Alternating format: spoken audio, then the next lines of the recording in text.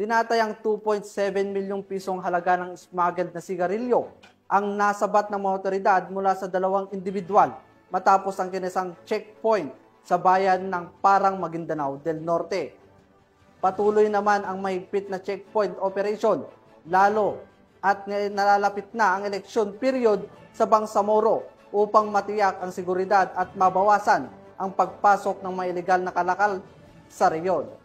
Narito ang report ni Patrolwoman Mary Chris Algabre.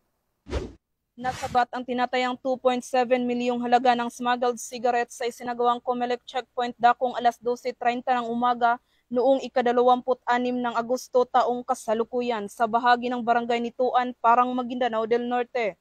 Kinilala ni Police Major Radzack S. Mosa, Chief of Police ng Parang Municipal Police Station, ang mga naarestong suspect na sina alias Ben, 45 anyos, residente ng Hulusulu, at alias Roland, 47 anyos at residente ng Ipil, Zamboanga, Sibugay.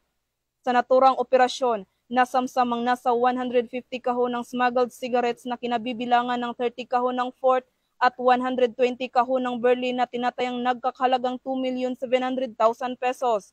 Nabigo ang mga suspect na magpakita ng kaukulang dokumento para sa kanilang kargamento, dahilan upang agad silang arestuhin sa paglabag sa Republic Act 10863 o Anti-Smuggling Act at Republic Act 10643 o Graphic Health Warning Law. Ang mga suspect ay kasalukuyang nasa kustudiya ng Parang Municipal Police Station habang ang mga nakumpiskang kontrabando ay na-turn over na sa Bureau of Customs para sa tamang disposisyon.